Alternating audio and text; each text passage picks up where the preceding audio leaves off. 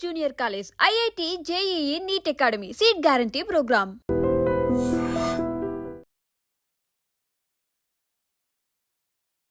అంటే ఇప్పుడు ఎంత పెద్ద పెద్ద పెద్ద డిజైనర్స్ ఉంటారు. లైక్ ఇంటీరియర్ డిజైనింగ్ నేర్చుకున్న వాళ్ళు, ఎక్స్టీరియర్ వాళ్ళు, సివిల్ ఇంజనీర్స్ కావచ్చు, ఆర్కిటెక్ట్స్ కావచ్చు, వాళ్ళందరి డిజైన్ల కంటే గొప్ప డిజైన్ దేవుడు చేసింది కాబట్టి, నేచర్ కాబట్టి, స్వచ్ఛమైన మనుషులు, స్వచ్ఛమైన ప్లేసెస్ అన్నీ మనం ట్రైబల్ ఏరియాస్ కావచ్చు, విలేజెస్ కావచ్చు, అక్కడే చూడగలుగుతాం. సో మీరు ఈ ఎక్స్పీరియన్స్ అంతా బాగుంది. సో నెక్స్ట్కి వెళ్ళిపోతే మన భగీరా గాడి గురించి మాట్లాడతాం. మేము గాడు అంటాం ఎందుకంటే మాకు వాడు అందరికీ తమ్ముళ్ళలాగా మాకు బాగా close. So first of all Bhagira గాడు ఎలా పరిచయం అయ్యాడు, అలా ఎక్కడ ఫస్ట్ మీట్ ఎక్కడ? సార్ ఇండియాలో రైడ్ చేస్తున్నా కదా, కన్యాకుమారి అయిపోయింది, గోవా అయిపోయింది, లదాఖ్ అయిపోయింది. అయిపోయిన తర్వాత లదాఖ్లో ఒకసారి ఏంటంటే లదాఖ్ వెళ్తున్నప్పుడు ఒక రైల్వే స్టేషన్లో ఒక చిన్న కుందేలు ర్యాబిట్ ఇట్లా పిల్లలు పుట్టింది, తల్లి చనిపోయింది. దాన్ని తీసుకున్నా అన్నట్టు. తీసుకున్నాక నాకు పెట్స్ పైన చాలా ప్రేమ వచ్చేసింది. అరే దీన్ని మనతో తీసుకుపోతే ఎలా ఉంటుంది అని చెప్పేసి అనిపించింది రైడ్కి. అయితే అప్పుడు నేను లదాఖ్ వెళ్తున్నా ట్రైన్లో ఉన్నప్పుడు నాకు అంటే లదాఖ్ వెళ్ళట్లేదు. సో లదాఖ్ రైడ్కి ఉన్న ట్రైన్ దగ్గర అది కనబడ్డది. సో దీన్ని తీసుకుపోవడం ఎందుకులే, చిన్న బేబీ కొంచెం పెద్ద అయినాక తీసుకెళ్దామని చెప్పేసి అని అనుకున్నా. సో నేను లదాఖ్ రైడ్ పోయి వచ్చేసే వరకు కొన్ని రోజులకు రోజు వీడియో కాల్ అట్లా చనిపోయింది వాడు. చిన్న ర్యాబిట్ పెద్దగా అయింది, కొంచెం చనిపోయింది వాడు బ్లోటింగ్ అయ్యి. ఇంకా తర్వాత మస్తు ఏడ్చిన, మస్తు బాధపడ్డా. అయ్యో ఇట్లా అయిపోయింది ఏంది అని చెప్పేసి ఇంకా నేనేం చేసిన, లదాఖ్లో ఈ లదాఖ్ అయిపోయి రైడ్ అయిపోయింది, రాజస్థాన్లో ఉన్న అప్పుడు ఫిక్స్ అయిపోయినా నేను నెక్స్ట్ రైడ్ కంపల్సరీ వాడి ప్లేస్లో ఒకరిని తీసుకెళ్ళాలి. సో మనకు ర్యాబిట్స్ అంటే అంత తెలియదు, కుక్కల చేతులలో పడితే నమిలి మింగేస్తాయి. డాగ్స్ తీసుకుందాము, ఏదైనా ఒకటి స్ట్రాంగ్ ఉండాలి, అది ఎనర్జెటిక్ ఉండాలి, ఎలాంటి రోగాలు రావద్దు అన్నప్పుడు జాక్ రస్సెల్ టెరియర్ బగీరా వచ్చేసి వాడి యొక్క బ్రీడ్. అది ఇండియాలో దొరకదు.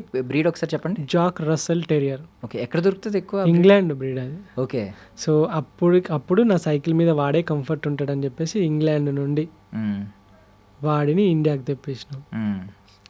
ఇండియాకి తెప్పించి వాడికి 6 months దాకా వాడితోటి ఉండి ఆడుకొని వాడితో కరిపించుకొని వాడిని మంచి ఒక కొడుకులాగా మొత్తం చూసుకొని అంతా అలవాటు అయిపోయిన తర్వాత 6 monthsకి వ్యాక్సిన్స్ అయిపోయిన తర్వాత ఏవైతే ఉన్నాయో వ్యాక్సిన్ చేయించి అప్పుడు వాడి కోసం సైకిల్ మీద ఎక్స్ట్రా బెడ్డు, సైకిల్ మీద మంచి కేజు, తర్వాత వాడి కోసం ఫుడ్డు, మొత్తం మటన్ అంతా మంచిగా ఎండబెట్టి డ్రై మటన్ తీసుకొని వాడికి ట్రీట్స్ లాగా అలవాటు చేసుకొని అదంతా సైకిల్ మీద ఎక్కించుకొని వాడిని 8,000 kilometers 8 states నార్త్ ఈస్ట్ 6 నెలలు హైదరాబాద్ నుండి China border, Sikkim Nathula pass China border దాకా వాడిని సైకిల్ మీద రైడ్ చేసుకుంటూ తీసుకొని పోయినా. బట్ మీరు మోసం చేస్తున్నారు యూట్యూబ్ సబ్స్క్రైబర్లు అందరినీ. అంటే సోలో ట్రావెలర్ అంటున్నారు మీరు. సోలో ట్రావెలర్ ఎలా? మా భగీరా గాడి వాడిచ్చే కంపెనీ కంటే పెద్ద కంపెనీ ఎవరిస్తారు అసలు? వాడు ఉంటే ఎంత బాగుంటుంది రైడ్లలో అనుకుంటా, కానీ మిగతా కంట్రీస్లో మీకు తెలుసు వీసాస్ ఉండవు. కొన్ని కంట్రీస్లో వేరే బ్రీడ్స్, వేరే స్పీసీస్, కొన్నిసార్లు మొక్కలు, సీడ్స్, మనోళ్ళు పప్పులు గిప్పులు తీసుకుపోతేనే పడేస్తారు ఎయిర్పోర్ట్లో. అలాంటి చాలా కష్టాలు ఉంటాయి. అండ్ వాడిని తీసుకెళ్ళిపోయి నేను ఇబ్బంది పెట్టడం ఎందుకు? ఫ్లైట్లో వెళ్ళాలంటే వాడు కింద కార్గోలో 10 గంటలు ఉండాలి. అది నాకు నచ్చలేదు. కార్గోలో ఒంటరిగా ఎంత భయపడతాడు వాడు. ఇంట్లో ఎప్పుడు ఒంటరిగా వదిలిపెట్టలే, ఇంతవరకు వానికి బెల్టేజ్ కట్టేయలేదు ఇంట్లోనే. అలాంటివన్నీ తీసుకుపోవడం నాకు ఇష్టం లేదు. అందుకని చెప్పేసి వాడు ఇంట్లో హ్యాపీగా ఉంటాడు. ఇప్పుడు వాడికి 5 సంవత్సరాలు వచ్చినాయి, మంచిగా వాడు కూడా కొంచెం ఓల్డ్ లైక్ మంచిగా దగ్గరకు వచ్చి మంచి 30 ఏజ్లో ఉన్నాడు వాడు, 30-35 ఏజ్లో ఉన్నాడు. ఓకే, ఈ టైంలో ఏముంటుంది వాడికి, మంచిగా కృష్ణారామ అనుకుంటే బట్ అంటే మీకు ఈ జర్నీ మొత్తంలో వెళ్తున్నప్పుడు చాలా ప్రమాదాలు ఎదురై ఉంటాయి. ఎదురైనప్పుడు మనం ఇప్పుడు డాగ్స్ మనకంటే ముందే పసిగడతా ఉంటాయి అంటారు. అంటే కొన్నిసార్లు అది మిమ్మల్ని అదే ఎవరన్నా మిమ్మల్ని మీ మీద అటాక్ చేయబోతున్నా అది ఆపే సిచ్యువేషన్స్ ఉంటాయి, ఖచ్చితంగా ప్రొటెక్ట్ చేస్తుంది. సమ్ టైమ్స్ ఏంటంటే దానివల్ల మీకు కొన్ని సమస్యలు ఎదురవుతాయి. సో వీటి గురించి ఏమన్నా షేర్ చేసుకుంటారా? వాడు ఎట్లాంటి వాడు అంటే, నేను గంగలు కలిసిన పోయినా పర్లేదు, వాడి పని వాడిదే. మేఘాలయలో రెయిన్బో వాటర్ ఫాల్స్ అని చెప్పేసి ఒకటి ఉన్నది, ట్రెక్కింగ్ అరౌండ్ చాలా 20-25 ఉంటాయి కావచ్చు, అప్ అండ్ డౌన్ ఏమో. పోతాను ఇక బెల్ట్ అక్కడ ఏం లేవు, జంతువులకి ఇట్లా ఏం లేవు, బెల్ట్ ఎందుకులే. వాడు మంచి పోరాడు, వాడు మంచి 1 year ఉన్నది వానికి. అప్పుడు ఇక ఫుల్గా ఎంజాయ్ చేస్తాడు. సడన్గా పెద్ద లోయలోకి పరిగెట్టుకొని కిందికి వెళ్ళిపోయాడు. చూస్తే వాడు కనబడతలేడు. వీడు ఎటుపోయినరా బగీరా బగీరా అని చెప్పేసి పిలుతానా అని, ఇక నా పని అయిపోయింది, వీడు చచ్చిపోయిండు, ఇంకా వీడిని తీసుకుపోయినందుకు అందరు నన్నే తిడతారు, వానికి ఏమైనా అయితే అప్పుడు అందరు వానికి బిగ్ ఫ్యాన్స్ ఉండే. ఇక ఇచ్చా బాబాయ్ అనుకున్నా పోయిండు. వాడు ఏం చూసిండంటే పక్షిని చూసిండు, ఆ పక్షిని పడదామని ఆ లోయలోకి వెళ్ళిపోయిండు. బగీరా బగీరా అని చెప్పేసి మొత్తుకొని ఆడ కూర్చొని అంటే నేను దిగలేను అల్లకు అలాంటి లోయ. వాడు ఎట్లా వచ్చిండో మళ్ళీ వచ్చిండు పైకి. ఇక రాగానే ఒక్కటి వేసిన ఫస్ట్ టైం వాడిని తాడు మడత పెట్టి పట్టా తొడల మీదకి వెళ్ళేసి బాడుకో ఎందుకు పోయినవారు అది అని చెప్పేసి తీసుకొని పెట్టుకొని ఇక వాడిని చేతుల్లే పట్టుకొని ఇక మొత్తం పైకి అంతా ఎక్కేసి తీసుకొని వచ్చింది. అదొకటి. అండ్ మేఘాలయలో ఒక నోకలికాయ్ వాటర్ ఫాల్స్ అని ఒక వాటర్ ఫాల్స్ ఉంటుంది, అది తప్పిపోయినా అన్నట్టు. నేను పొద్దున 10 రమణ అని ఇంకొక తమ్ముడు ఉంటాడు, ఆ తమ్ముడు నేను ఇద్దరం కలిసి ఆడికి ఎవ్వరు పోరంట. నేను ఆ తమ్ముడు బగిగాడు ముగ్గురం కలిసి పొద్దుగాల 8 గంటలకు పోతే, పొద్దుగాల 8 గంటలకు తప్పిపోతే రాత్రి 12 గంటలకు దొరికినాం మేము. మమ్మల్ని దొరకబట్టడానికి వచ్చిన 3 పోలీస్ బెటాలియన్స్ కూడా తప్పిపోయినాయి. అండ్ అందులో బేర్స్, బెంగాల్ టైగర్స్ అందులోనే ఉంటాయి. బంగ్లాదేశ్ బార్డర్ ఆ పక్కనే. మేము పోయేటప్పుడు పోయినాం వాటర్ ఫాల్ సౌండ్ వినుకుంటా, పైకి వచ్చేటప్పుడు రోడ్ సౌండ్ ఏమి ఉండదు, వాటర్ ఫాలే కదా. ఇంకా పైకి ఎవ్వరికి వస్తలేము. ఆ లోకల్లో ఉన్న, అది కూడా మేము కంప్లైంట్ లోకల్లో ఉన్న, మేము పోయేటప్పుడు ఏం చేసినంటే ఒక బ్యాగ్ ఉండే, ఆ బ్యాగుని తీసుకుపోయి ఒక షాప్ ఉండే, ఆ షాప్లో పెట్టేసి వచ్చేటప్పుడు తీసుకుంటామని చెప్పిన. అక్కడ కొన్ని కొనుక్కున్నాం అన్నాడు. వాళ్ళు ఓకే అన్నారు. వాళ్ళు ఈ పిల్లగాళ్ళు పోయిర్రు, పొద్దుగలంట పోయిర్రు, ఇంతవరకు రాలేదు, వీళ్ళు తప్పిపోయినట్టున్నారు అని చెప్పేసి వాళ్ళు కూడా పోలీసు వాళ్ళకి కంప్లైంట్ ఇస్తే పోలీసు వాళ్ళు వచ్చి, వాళ్ళకి సిగ్నల్ ఉండదా పాడలేదా అక్కడ. అమ్మో మమ్మల్ని మొత్తం వాటర్ లేవు, చిత్తడి నేల అన్నట్టు మొత్తం.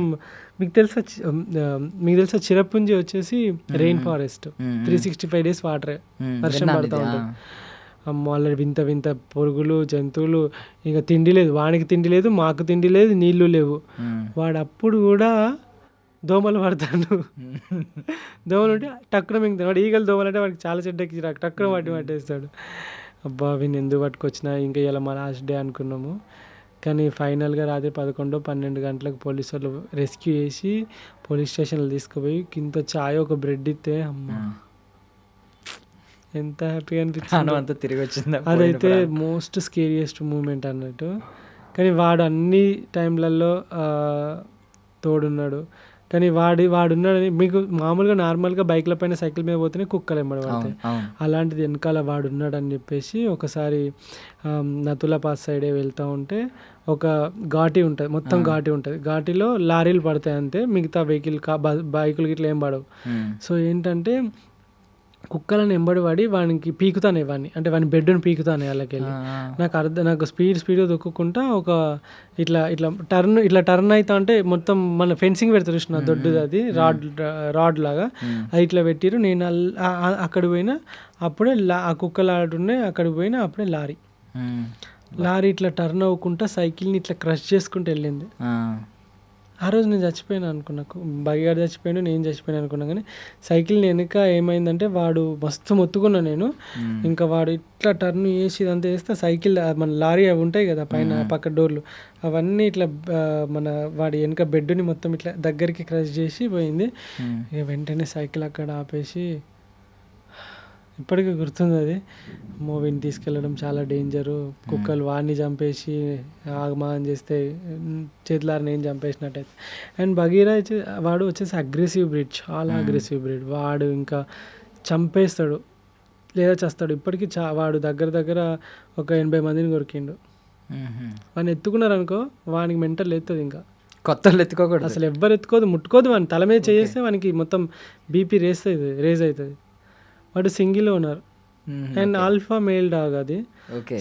సో ఇలాంటి డాగ్స్ ఏంటంటే ఓనర్ అని ఒకనే అనుకుంటే మిగిలిన వాళ్ళకి ఎవరికి అంత పర్మిషన్ ఇవ్వవు. ఈవెన్ మా పండుకున్నప్పుడు మా అమ్మ చెల్లి ముట్టుకున్నా అంటాడు. ఇప్పుడు క్లోజ్ అయిపోయిండు, ఇప్పుడు తగ్గింది అగ్రెషన్. కానీ అప్పట్లో చాలా అగ్రెషన్ ఉండే. ఎవరైనా క్యూట్గా ఉన్నది అని అంటే అమ్మో మీ దండం మీద ముట్టుకోకూడదు అని అంటారు. అయినా ఎత్తుకున్నారంటే రక్తాలు గారి కింది దింపుతారు అంతే. ఏంటంటే వాడిని టచ్ చేయాల్సిన ప్లేస్లో వాళ్ళు ఏం చేస్తారంటే ఇట్లా పట్టుకొని పిసికేస్తారు డాగ్స్. అంటే బ్రీడ్ వచ్చేసి హంటింగ్ బ్రీడ్, ఫాక్స్ హంటింగ్ కోసం ఇంగ్లాండ్లో యూజ్ చేస్తారు అన్నట్టు దీన్ని. అంత అగ్రెషన్ ఉన్న బ్రీడ్ Fox hunting. ఫాక్స్ అంటే మీరు చూస్తే యూట్యూబ్లో జాక్ రస్సెల్ టెరియర్ అంటే పాములను పెద్ద పెద్ద పాములను చంపేసి కొరికేసి ముక్కలు చేసి ఉంటుంది అండ్ ఏనుగుల మీదకి ఫైటింగ్ పోయి ఉంటాయి, యూట్యూబ్లో వీడియోస్ ఉంటాయి. సో ఇక వాడి గురించి చెప్పిన పొద్దున్న దాకా చెప్పిన అయిపోతుంది. బట్ వాడు మీకంటే స్ట్రాంగ్ ఇప్పుడు అర్థమైంది నాకు. ఓకే, నేను ఏదో అనుకున్నా కానీ నార్మల్ బ్రీడ్ అని. ఇప్పుడు నువ్వు అన్నావు నేను ఇక్కడ ఉంటే తెచ్చుకొని పెట్టుకుంటాను, నువ్వు రక్తం కారకుండా దింపేసి ఆడ కూర్చుంటాడు. బట్ వెరీ క్యూట్ అసలు వాడు, నిజంగా చెప్తున్నా వెరీ క్యూట్ ఉన్నాడు అసలు. ఓకే, సో బగీరా గాడి నుంచి బయటకు వచ్చేద్దాం మనం.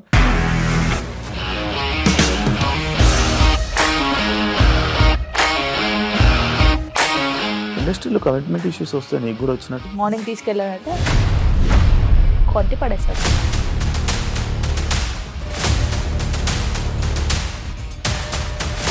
ఒక్కళ్ళు కూడా చూడలేదు ఈ సినిమా అని చెప్పడానికి కూడా చాలా ధైర్యం కావాలి. అది నిజం కదా, దాంట్లో ధైర్యం ఏంటి? ఇది నెక్స్ట్ డే ప్లేట్ మార్చేస్తే తప్పు కదా. As of now we are comfortable this అని నేను అనుకుంటున్నాను. రష్మిక గారిది మీది ఒకే ఊరు అంట కదా? నీకు కోపం వచ్చిందంటే బాగా తిట్టేత్తరా? తిట్టేద్దామండి.